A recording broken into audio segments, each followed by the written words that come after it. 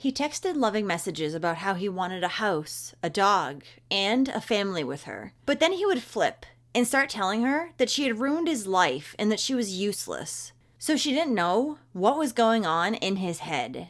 And soon, it escalated so much that it would make her scared for her and her son's safety.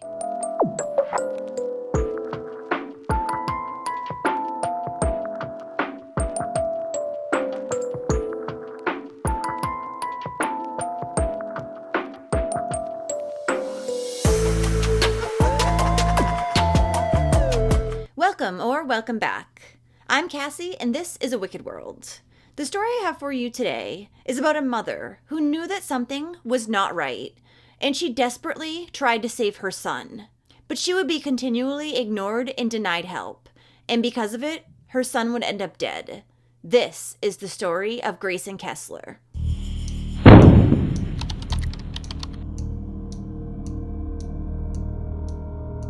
Greyson Kessler was born on December 6, 2016 in Fort Lauderdale, Florida. His mother is Allie Kessler, who was 39 when she became pregnant with Grayson, and his father was named John Stacy, who was 47 years old when Grayson was born. Now, Grayson was the happiest little boy with a big imagination, and he was also funny and fearless.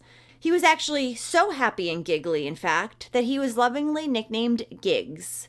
The little boy was everyone's best friend and made everyone laugh.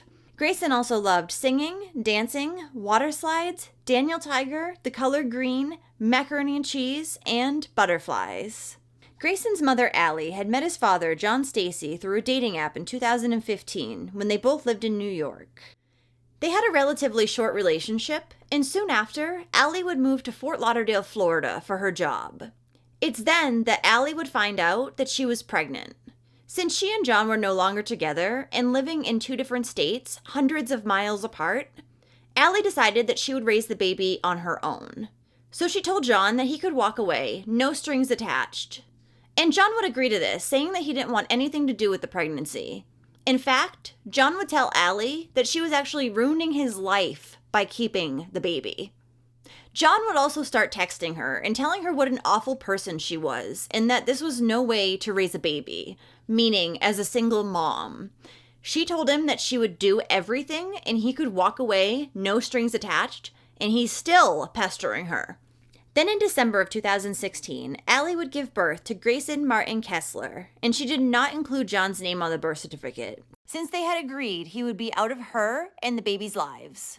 For the first 6 months of Grayson's life, Allie wouldn't hear from John anymore, but the relief she felt wouldn't last very long.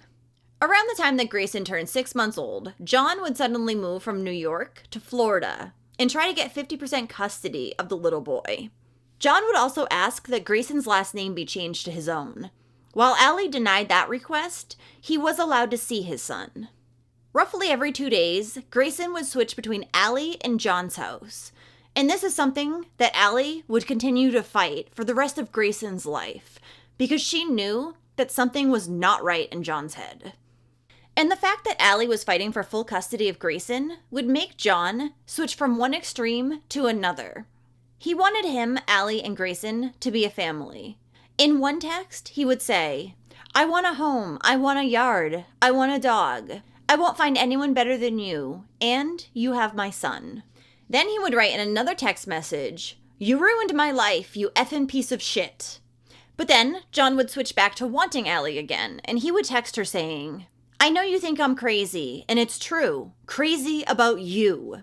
Instead of calling me John going forward, you can address me as baby love."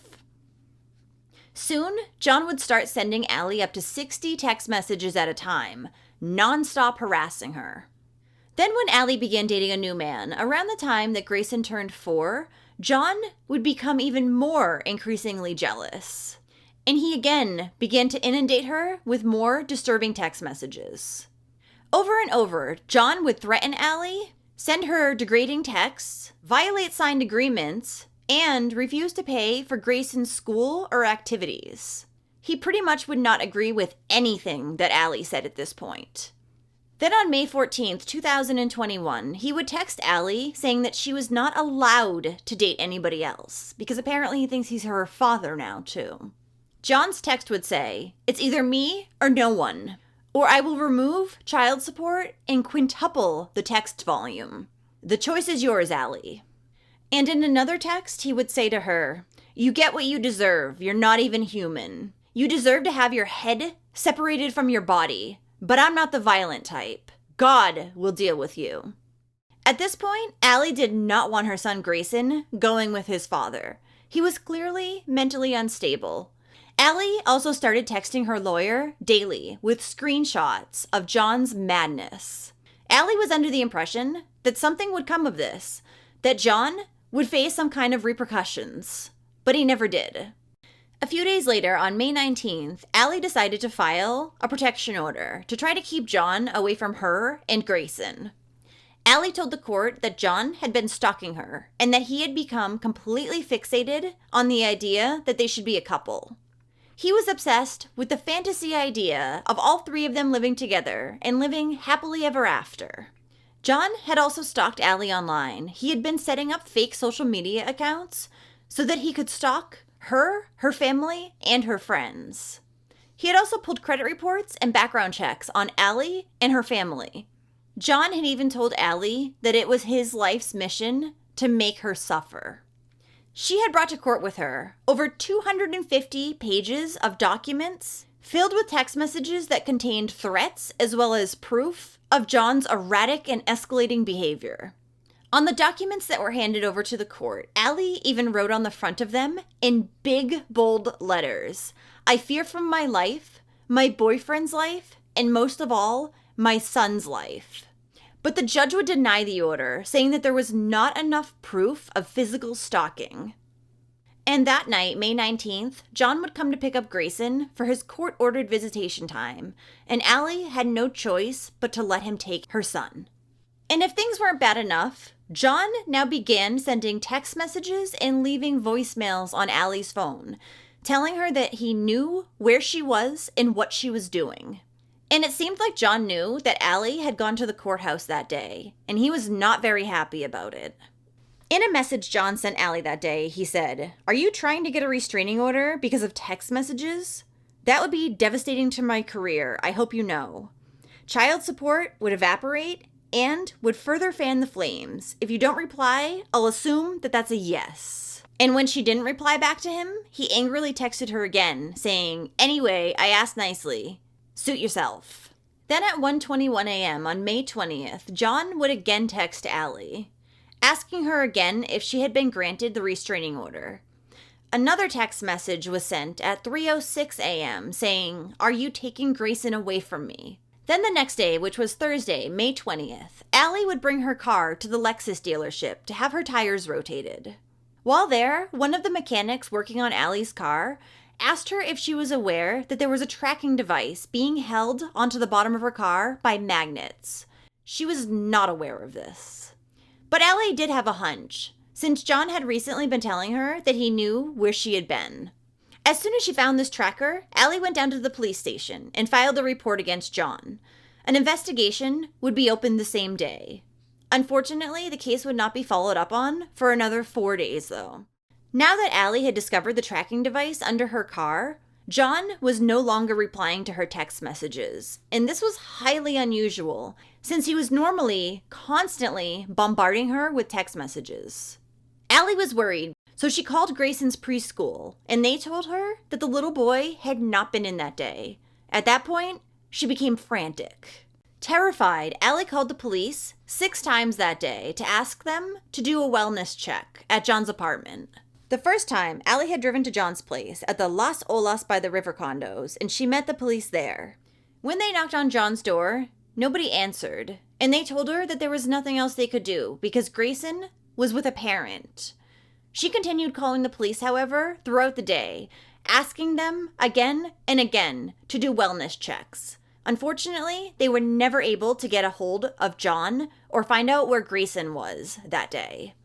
Not knowing what else to do, Allie would go to court and file a petition for an emergency pickup of her son. Allie feared that Grayson was in danger. She did not know what John was capable of. Her attorney wrote in the petition that the father was wrongfully detaining the minor child, and the mother was justifiably concerned that the minor may be harmed while in his father's care. But this emergency pickup would also be denied. The judge would justify this by saying that the motion did not present an emergency, as it addresses the issue of child visitation. But Allie had no idea where her son or her ex were, and she thought that maybe John had even taken him out of state. And even John's family was telling authorities that they feared he may hurt himself or his son, but the authorities did not budge. So since nobody in the legal system would do anything for Allie, she decided to contact the person who John rented his condo from and ask if she could hire a locksmith to break in. The owner agreed to this, and Allie would receive a text message at 11:50 p.m. that night when the locksmith as well as police had arrived to John's condo. They told her they were about to break into John's condo, and they would give her a call back. So Allie sat there anxiously waiting to hear if they found her son. But it would take over 5 hours to hear back from the police again. And it wouldn't be via phone call or text message. The police would show up at Allie's front door on May 22nd around 5 a.m. They then told her that they had found the bodies of John and her son Grayson in the living room of his condo. John had shot Grayson in the head before turning the gun on himself. Neither one of them had made it.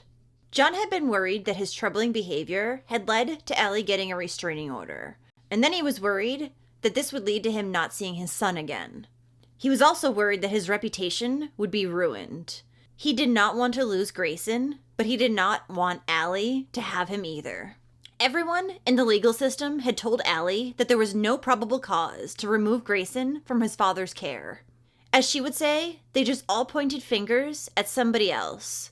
And now it was too late. Allie said prior to that week in May, she never thought that John would do anything to hurt his son. Her, maybe, but never Grayson. But she had suspected that something was not right, and she sought help, but she was continually denied and ignored. Dave Ratterman, an acquaintance whom John would often have coffee with, said that John had left behind his life in New York to be a father to Grayson.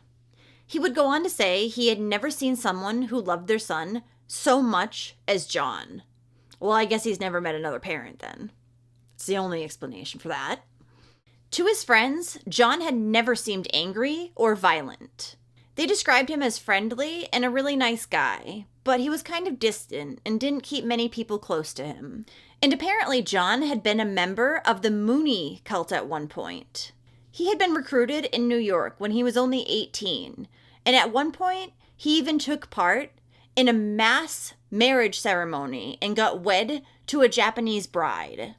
He had stayed a member of this cult for 5 years, and when he had left, he never received or sought any type of therapy or help for what he had gone through.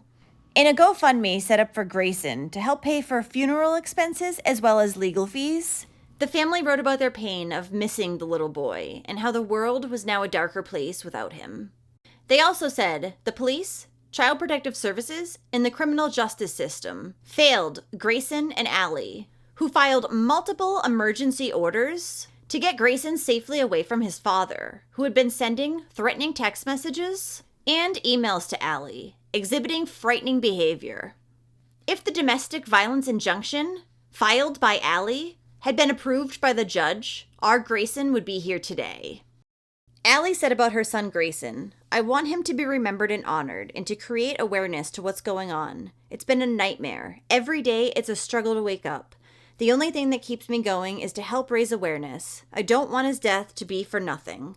Not only did I lose a son, I lost my life. I'm not a mom anymore. My world was 24/7 all about Grayson, making him lunch, taking him places." Since Allie did not want her son's death to be in vain, she worked with Florida lawmakers to pass Grayson's Law.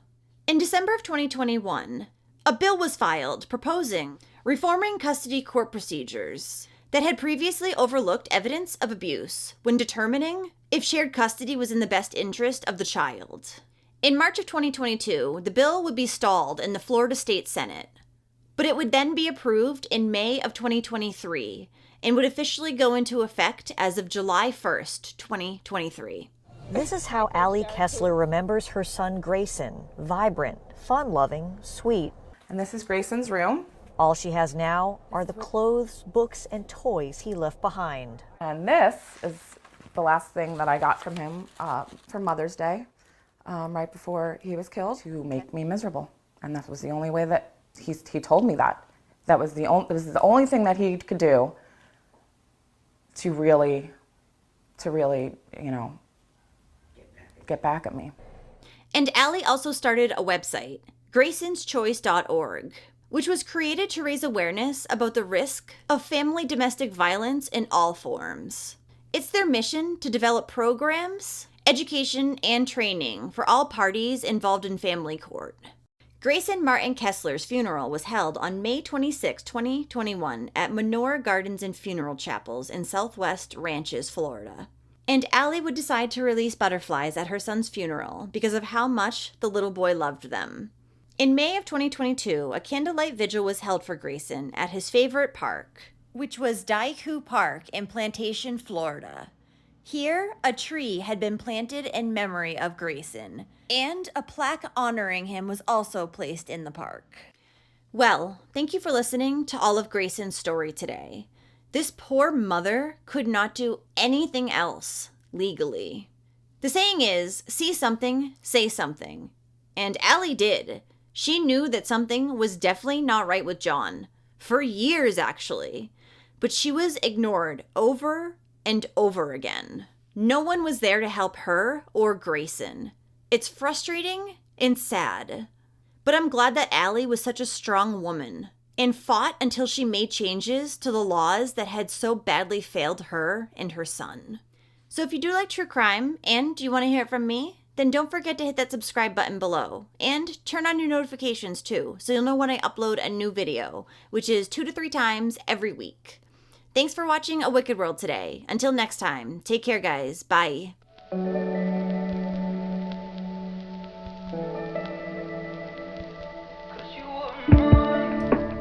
Thank you for being patrons of A Wicked World. Adina, Allie, Amy, Angela, Angie, Beatrice, Carrie, Catherine, Danielle D, Danielle H, Drew, Frank, Hanorama, Hannah, Kara, Lori, Linda, Marion, Mary, Mel, Melissa, MJ Kelly, Neoma, Power 31312, Ray, Shayna, Cheyenne, Stephanie, Susan, Suzanne, Tammy B, and Tammy S. You guys rock.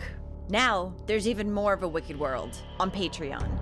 You'll have access to exclusive videos each month and more. Any support truly helps to make sure the victims never get forgotten and to highlight the shortcomings of society associated with each case. So check it out at patreon.com/awickedworld or use the Patreon app.